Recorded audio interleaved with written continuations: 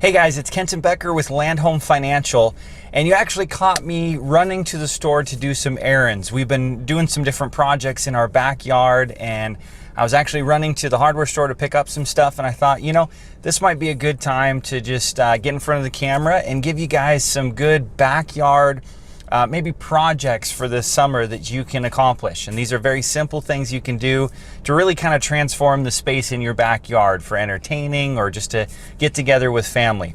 So I've got a couple different project ideas I just wanted to run through with you guys. First off, fire pit. A fire pit is one of the great things that you can have in your backyard space that will really invite people around for good conversations and things like that.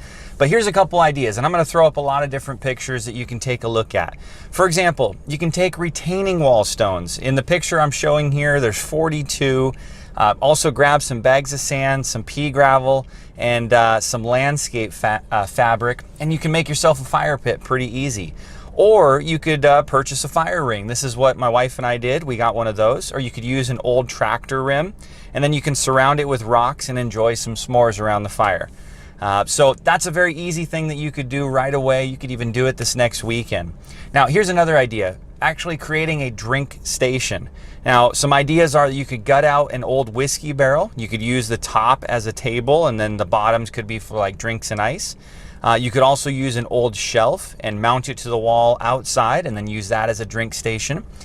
You can have an old chair that you cut out the middle and then insert kind of a galvanized bucket, and then you got a perfect place for drinks and everything else. So a drink station, great way to stay hydrated, especially when it's super hot out. Another option, creating a bench.